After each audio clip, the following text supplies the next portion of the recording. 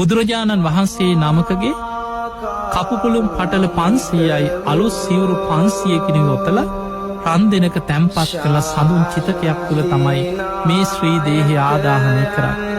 දැන් ඔන්න බුදුරජාණන් වහන්සේගේ බුදු සිරුර සුවඳ පැන්වලින් දෝණය කරලා ඉස්සල්ලාම අලුත් සිවුරකින් එතුවා. ඊට උඩින් කපුපුළුම් පටලයක් එතු. ආයමත් සිවුරක් කොතනවා ආයමත් කපුපුළුම් පටලයක් කොතන. ආයමත් උඩින් සිවුරක් එතුවා කපුපුළුම් පටලයක්. ඔය විදිහට සිවුරු 500කිනුත් කපුපොළුම් පටල 500කිනු ශ්‍රී දේහය ඔතල රන් දෙනක තැන්පත් කර. රන් දෙන කියන රත්තරන්වලින් සකස් කරපු භාජනයක්. සාමාන්‍යයෙන් අපි දකින්නේ මිනි පෙට්ටියක් වගේ. එතකොට මේ පෙට්ටිය රත්තරනින් සකස් වෙච්ච රන් දෙනක් හැටියටයි හඳුන්වන්නේ. ලී පෙට්ටියක් නෙමෙයි. එතකොට මේ රන් දෙනේ තැන්පත් කළ ශ්‍රී දේහය මේ රන් දෙන පෙරහැරින් නගරේ වඩම්මගෙන ඇවිල්ලා සඳුන් දරවලින් සකස් කරපු චිතකයකට නංවල. මේ චිතකයට නංවල ශ්‍රී දේහය ආදාහනය කිරීම පිරිස මල්ල රජදරුව 4 දෙනෙක් මුලින්ම ජටාවල් බැඳලා සුවඳ පැන්වලින් දෝවනය වෙලා ගිනි මැල 4ක් අරගෙන දකුණු ඇලෙන් චිතකය වටා ප්‍රදක්ෂිනා කරලා චිතකයට ගිනි දල්වන්න ගිනි තියෙනවා. අර ගිනි මැල 4 චිතකයට තියෙනවා සමගම නිවිලා යනවා. ඊළඟට මල්ල රජදරුව සාකච්ඡා කරලා 8 දෙනෙක් යොදාගන්න. මල්ල රජදරුව 8 දෙනෙක් පෙර පරිදිම ජටාවල් බැඳලා ගිනි මැල 8ක් අරගෙන චිතකේ වටා ප්‍රදක්ෂිනා කළ චිතකයට ගිනි දල්වන්න හදනකොටම අර ගිනි ජාලාව ගිනි දැල් එහෙම්මම නිවිලා යනවා. ඊළඟට මල්ල රජදරුව සාකච්ඡා කරලා කල්පනා කරන අපි 16 දෙනෙක් යොදාගෙන උත්සාහ කරනවා. ඒක තවත් ගෞරවාන්විතයි. බුදු කෙනෙක් වෙනුවෙන් අපි මෙහෙම කරමු කියලා මල්ල රජදරුව 16 දෙනෙක් චිතකයට ගිනි දල්වන්න උත්සාහ කරා. ගිනි දල්වන්න හදනකොටම ඒ සැනින් චිතකේ ගිනි දැල් නිවිලා යනවා. අවසානයේ මල්ල රජදරුවන්ට තේරුණා මොකක් හෝ අඩුවක් ඇති. කාගෙන්ද මේක විමසන්නේ? පින්වතුනි බුදුරජාණන් වහන්සේ පිරිනිවන් පාන්න පෙරයි අගසව් දෙනම පිරිනිවන් පෑවා. ඒක ලෝක ධර්මතාවයක්. හැම බුදු කෙනෙකුටම පෙර අග්‍ර ශ්‍රාවකයන් වහන්සේලා දෙනම පිරිනිවන් පානවා. අපේ බුදුරජාණන් වහන්සේ පිරිනිවන් පාන අවුරුද්දකට පෙර සාරිපුත්ත මොග්ගල්ලාන කියන අග්‍ර ශ්‍රාවකයන් වහන්සේලා දෙනම පිරිනිවන් පෑවා. ඊළඟට මේ බුද්ධ ශාසනයේ වැඩ ඉන්නේ 80 මහා ශ්‍රාවකයන් වහන්සේ. ඒ අතර ශ්‍රේෂ්ඨතම මහරහතන් වහන්සේ තමයි මහා කාශ්‍යප මහරහතන් වහන්සේ. තතිය ශ්‍රාවකයන් වහන්සේ සැරියුත් මුගලන් දෙනම ළඟට බුද්ධ ශාසනයේ හිටපු ඊළඟ කෙනෙක්. හැබැයි උන්වහන්සේ බුදුරජාණන් වහන්සේ වැඩ සිටිද්දී මිනිස්සු ඉන්න නගරවල ජනතාව අතර මේ ශ්‍රාවකයන් අතර ගැවසෙන්න කැමති වුණේ නැහැ. ඒ නිසාම දූතාංග සමාදන් වෙලා මහා වනාන්තරයේ කැලෑවල්වල හුදකලාව තමයි උන්වහන්සේ කාලය ගත කරේ. ඒකට හේතුව මහා කාශ්‍යප මහරහතන් වහන්සේගේ පෙනුම හරියට බුදුරජාණන් වහන්සේ වගේමයි. මහා පුරුෂ ලක්ෂණ 7ක් උන්වහන්සේටත් තිබුණා. ඒ නිසා සමහර අය ඈතට දකින්නකොට අන්න බුදුරජාණන් වහන්සේ වඩිනවා කියලා මහා කාශ්‍යප මහරහතන් වහන්සේ දැකලා රැවටෙනවා. බුදු කෙනෙක් ලෝකේ වැඩ සිටිද්දී අන්න බුදුරජාණන් වහන්සේ කියලා මහා කාශ්‍යප මහරහතන් වහන්සේට රැවටෙන නිසා ඒක බුදු කෙනෙකුට අගෞරවයක් වෙන්න පුළුවන්. අන්න ඒ නිසා උන්වහන්සේ දූතාංග සමාදන් වෙලා මහ වනාන්තරයේ කැලේ වැඩ හිටියා. හැබැයි බුදුරජාණන් වහන්සේ පිරිනිවන් පාපු දවසේ දෙවිවරු පෙනී ඉඳලා මහා කාශ්‍යප මහරහතන් වහන්සේට දැනුම් දුන්නා තථාගත බුදුරජාණන් වහන්සේ පිරිනිවන් පෑවා කියලා. උන්වහන්සේ දිවසින් දැක්ක 500ක් භික්ෂූන් වහන්සේලා පිරිවරාගෙන පාවා නුවර ඉඳන් පිටත් වුණා කුසිනාරාව දක්වා. ඒන ගමනට දින 7ක් ගත වුණා.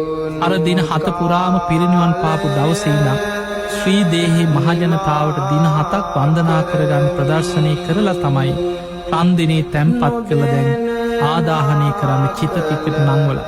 තාම මහා කාශ්‍යප මහරහතන් වහන්සේ සංඝයා සමග අර ගමන වඩිනවා දවස් 7ක් තිස්සේ.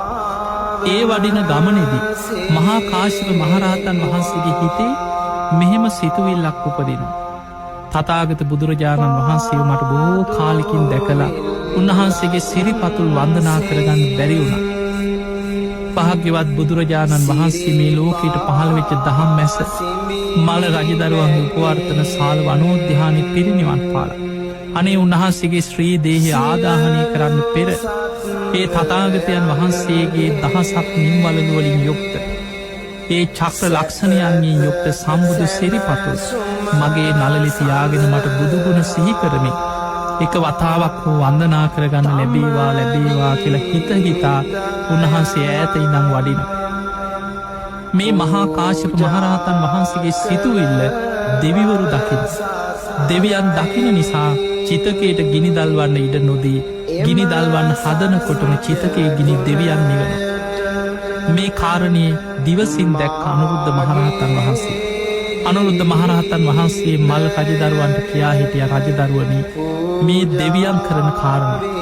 ඔබේ වරදක් නිසා නෙමේ චිතකෙ ගිනි නිමිලා යන්නේ. ඇයි ස්වාමීනි දෙවිවරු චිතකේ ගිනි දල්වන්න ඉඩ නොදෙන්නේ?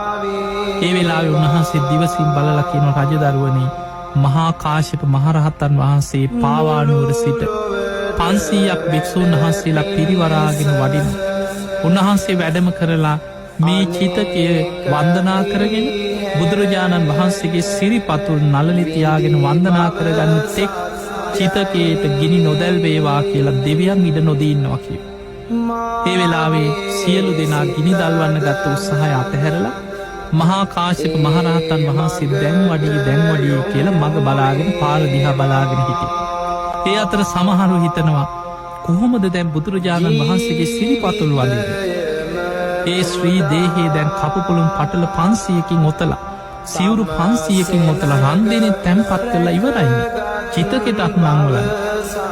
දැන් බලාගෙන ඈතින් මහා කාශ්‍යප මහරහතන් වහන්සේ 500ක් භික්ෂූන් පිරිවරාගෙන වඩිනකොට හැම කෙනාටම අනේ බුදුරජාණන් වහන්සේ වඩිනවා කියලා බුදුහාමුදුරුවෝ වඩිනවා කියලා සිහි වුණා.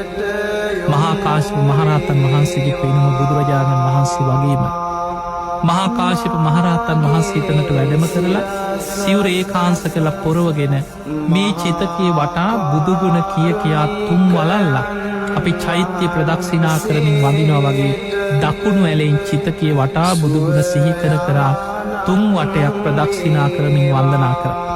එහෙම වන්දනා කළ උන්වහන්සේ දකිනවා තථාගතයන් වහන්සේගේ හිස පිහිටියේ මෙතන. සිරිපතුල් පිහිටියේ චිතකෙ මෙතනයි කියලා අඳුනගෙන දන ගහලා චිතකයට නළල තිබ්බා. උන්වහන්සේ අධිෂ්ඨානයක් කරා තථාගතයන් වහන්සේගේ ශ්‍රී දේහය කපුපුළුම් පටල 500කින් ඔතල සිවුරු 500කින් ඔතලා රන්දෙනේ තැන්පත් කළ චිතකයට නංවලා තියෙනවා.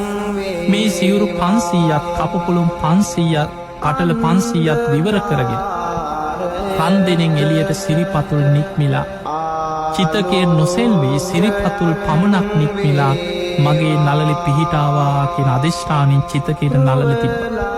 පින්වතුනි හරිම ආශ්චර්යයක් කියන්නේ දින 7කට පෙර බුදුරජාණන් වහන්සේ පිරිනිවන් පෑවා. උන්වහන්සේගේ සිරිපතුල් යුගල චිතකෙන් එළියට නික්මුණා. නික්මිලා මහා කාශ්‍යප මහරහතන් වහන්සේගේ නළලේ පිහිටියා. මහා කාශ්‍යප මහරහතන් වහන්සේ බුදුගුණ සිහි කර සිරිපතුල් නළලේ තියාගෙන පිරිමදිමින් බුදුගුණ සිහි කර උන්වහන්සේ වන්දනා කරගත්තා. ඒ වෙලාවේ එතන වැඩ හිටිය භික්ෂුන් වහන්සේලා මල්ල රජදරුවන් භික්ෂු භික්ෂුණී උපාසක උපාසිකාවන් බොහොම ශ්‍රද්ධාවෙන් අවසාන වතාවට බුදුරජාණන් වහන්සේගේ දහසක් නිම්වලලින් යුක්ත චක්‍ර ලක්ෂණ මංගල ලක්ෂණයන්ගෙන් යුක්ත සුප්පතිත්ථිත පාද ඒ උතුම් සිරිපා සටහන සිරිපතුල් වන්දනා කරා. මහා කාශ්‍යප මහරහතන් වහන්සේ සිරිපතුල් නළලේ තියාගෙන වන්දනා කරලා චිතකයට වැඳලා නළල ඉවතට ගනිමින් නැගිටිනවා සමගම දේවානුභාවයෙන් ගිනි ඇවිලුණා කියලා ධර්මයේ සඳහන් වෙනවා.